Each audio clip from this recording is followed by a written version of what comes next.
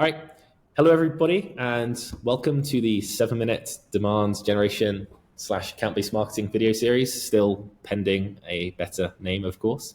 I'm here with Henry, who is totally capable of introducing himself in a second. But again, to give a short overview of the concept of this series, Henry, in this case, will have 7 minutes to respond to 7 questions all about account-based marketing and demand generation.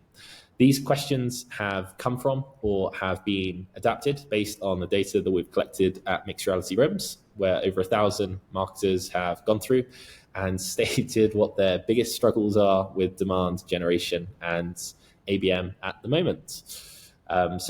These questions, statements, struggles, I guess, are laid out in a STEM diagram. So I'll do a bit of editing and put this up on the screen somewhere now. And we'll be flipping a coin at the end of every question to determine whether we go left or right down the diagram. So yeah, Henry, I will hand it over to you to give a intro of yourself. Yeah, sure. Thanks for having me, Sam. I'm the account-based marketing manager at a company called Lilt. It's generative AI pointed at translation. So faster translation, cheaper translation, all that kind of good stuff when you hear generative AI. In generally most products. Yeah, happy to be here. Certainly looking at tools like Mixed Reality Rooms, and excited to play the game, I guess. Play the game indeed. Awesome. Right, okay, so I will flip this coin. Again, I'll do some editing so it comes up on the screen. All right, it's heads. So question 1. The problem statement is, jumping straight in. So time to market, it takes too long to set up and build campaigns. So that was the kind of problem that we had come in. So I guess the question is, do you experience this within kind of your ABM programs? What are the biggest pitfalls or holdups for you? And how would you address that? Sure. So I think it's very dependent on the type of campaign that we're talking about. But generally, when we're trying to do omni-channel campaigns, it's difficult to get all campaign material and all kind of channels coordinated to be set off at the same time. So I think particularly I'll be able to write an email sequence or some email marketing very, very quickly, but then gathering lists to do paid social ads and things like that can often delay kind of your use of the sequence and kind of affect the engagement with it. So yeah, I would say kind of the omni-channel approach, definitely I've seen delays, yeah. Awesome. Is that to do with, when you said the list, is that more like the data and the research in the beginning and collecting contact information, or is it more to do with executing and deploying on the ads and things themselves? Yeah, I think it's probably executing and deploying. We do it all out of our CRM. We don't do anything kind of like LinkedIn ads or anything like that. So I'm really talking about display and Google ads really. And a lot of the time it's difficult to design because you need such a large number, and then with email sequences we're looking at a small number. It's difficult to design cohorts of people with similarities that we can do real tailored paid social ads to, I suppose.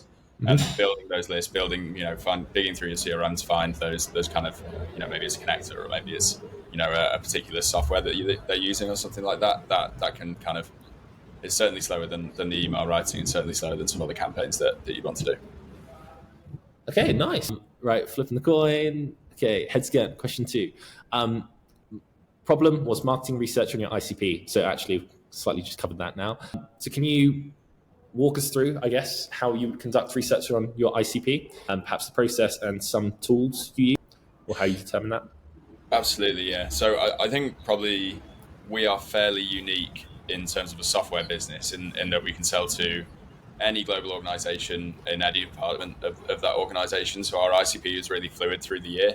I suppose doing the research is about trying to find catalysts that'll show translation for us. So, for example, we've been targeting marketing departments around the world as they kind of gear up their Christmas campaigns. We know that there's going to be a lot of content associated with that, or at the start of the year there was a lot of focus on learning programs for employees to kind of increase engagement, and then we get a lot of translation kind of sprung off that. So I think as much as possible trying to kind of understand what those different personas is quite nice to be able to dip your toe into one persona for a month and then be selling to kind of someone else the next month. But I would say as kind of interesting as it is I would love for it to be a fixed target. Let's say that. Okay, I see. Let's quickly keep this going. Question 3, flipping coin. Right, rock and rolling with tails. problem, personalization at scale. So that's the problem statement. So I guess how do you personalize your campaigns, and perhaps maybe some examples of how it changes from tier to tier would be quite interesting if you do it that way. Absolutely. Yeah, yeah. I think so. I think we covered it slightly before when we were talking about gathering cohorts. So trying to find kind of similarities between groups of people that might otherwise not necessarily look that similar. I think where we talk about personalization a lot in our business is with our account development representatives, so SDRs in kind of other organizations. And a lot of what we say is well, we can identify high value targets and essentially kind of scale down in terms of importance. And necessarily like someone like a manager who might be an influencer, but certainly wouldn't be making the decision about translation. It's still worthwhile sending them an email, but it's not necessarily worthwhile finding out what their dog's called or something like that to kind of really strip personalization back, I suppose. So it's finding cohorts in kind of the wider marketing campaigns would be where I was starting. But then I suppose the email writing, if I want to sell to Sam Hall, the CEO of Mixed Reality Rooms, I think I'd probably go and find out a fair amount about you, and I'd find out, kind of what motivated you, and see if I can tailor a message towards that. Interesting. Yeah, that came up in one of the last episodes, just quickly, about like over personalization, like finding out what people's dogs are called, or like it can come across as quite creepy. Yeah, so it's interesting. You kind of touched upon that as well. It's 50-50. I remember I did get a meeting after calling out. I found a bloke's pig's Instagram, and he enjoyed that. So I think it is, it's definitely a 50. It's a point if we're gonna go with the game verbiage. That's some hustle. That's some hustle indeed. Right, let's rock and roll. So we're over halfway through after we answer this question. We're on sales again. Question 4. Problem is to engage the entire buying committee and not just one or two contacts. So, and this is actually quite a common problem, actually. It comes in many different formats. But how do you address this? How do you run up the buying committee? That's really interesting, actually. So, I mean, the simple answer is multi-threading. So I think a large part of ABM is done kind of past that first engagement, and a lot of the, we talked about personalization a second ago. The best personalization you can get is after you've had a discovery call and someone has told you what they're interested in, because ultimately now is kind of where it's guesswork before. Now for example, with us, what specific language pair they're looking at or what specific content type they're looking at. What I encourage kind of all sales reps and marketing to do, if it's a large enough account, is then kind of use that information to go and spread awareness about the tool or the technology or something like that, and try to engage other people that could be influencers or other people that could be kind of the ultimate decision makers of that tree.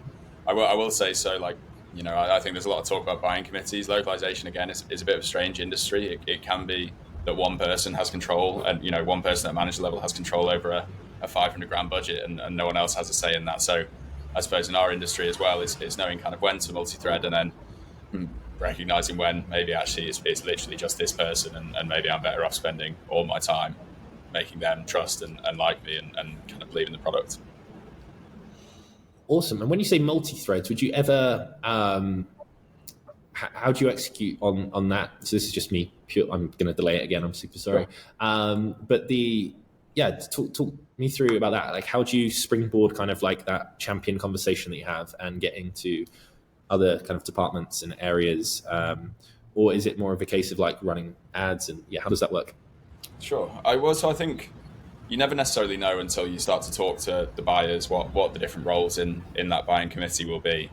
I suppose, so what I'm always looking for is an influencer who's usually involved in the workflow in some way, a decision maker who's going to kind of ultimately be the strategic decision maker, and is probably kind of more concerned about cost than kind of output, and then an economic decision maker above them, which is the person that has the ultimate sign off. And I think it's essentially, talking to them to actually figure out what those specific roles can be. I think any of them could be the champion, to be fair, depending on the value props.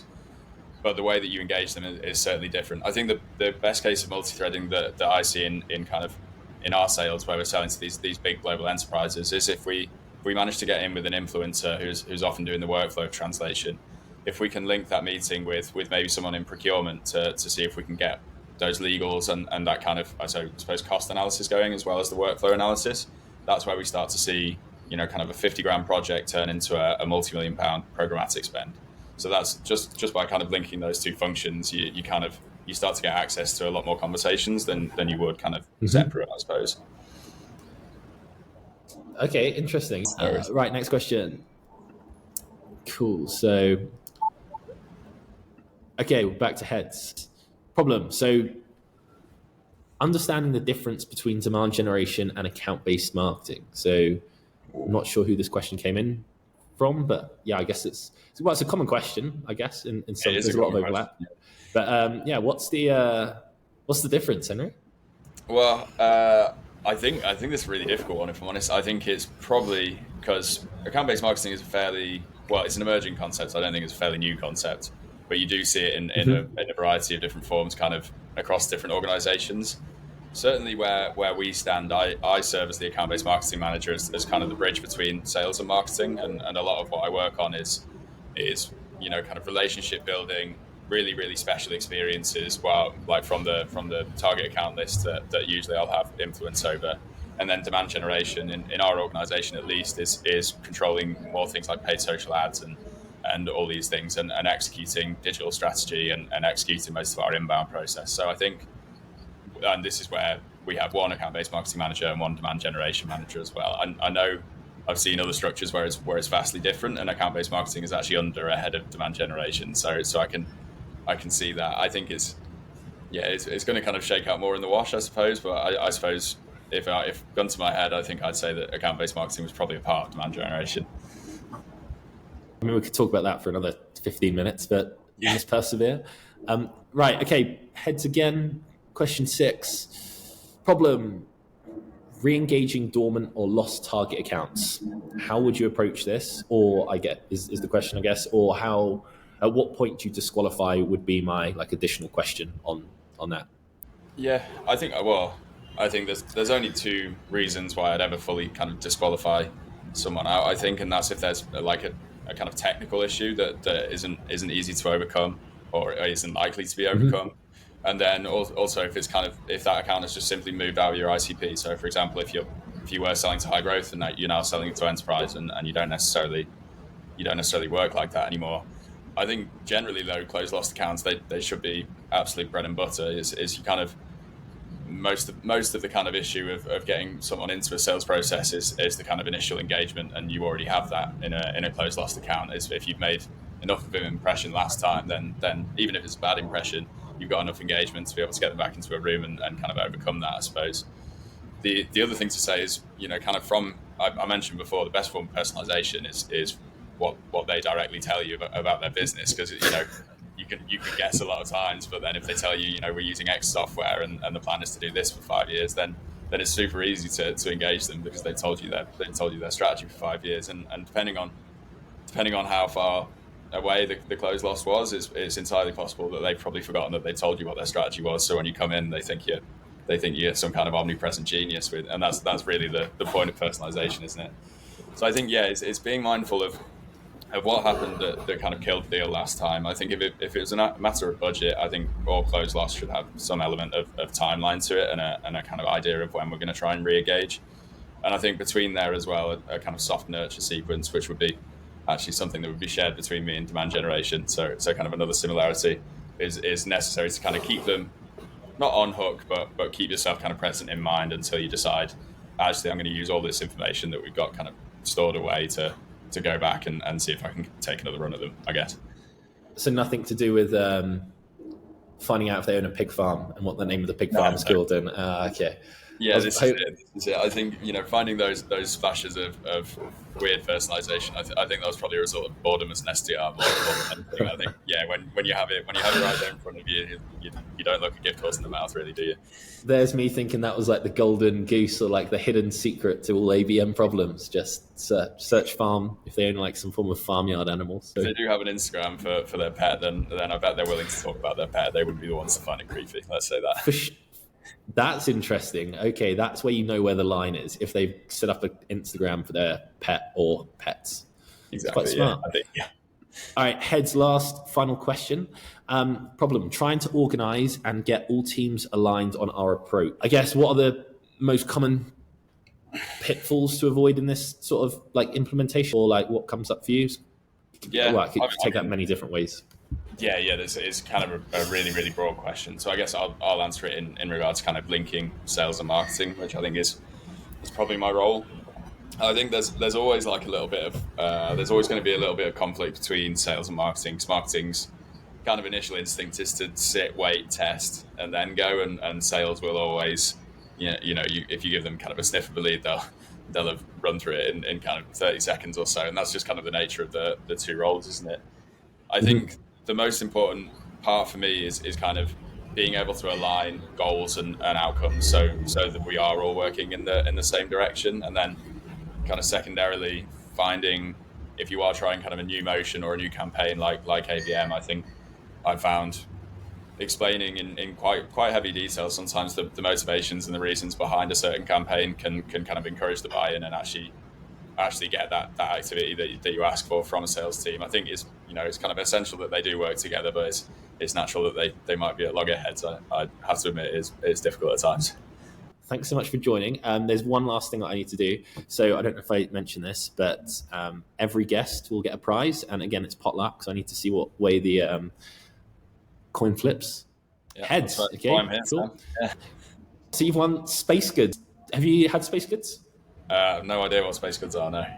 It's so it's like a coffee alternative. I keep putting this in here because it's like one of the best things I've ever tried.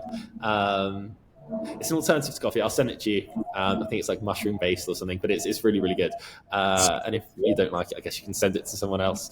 But yeah, no, thanks so much for kind of playing, I guess, and sharing your insights. I will finish there. Thanks again, Henry. No worries at all, mate.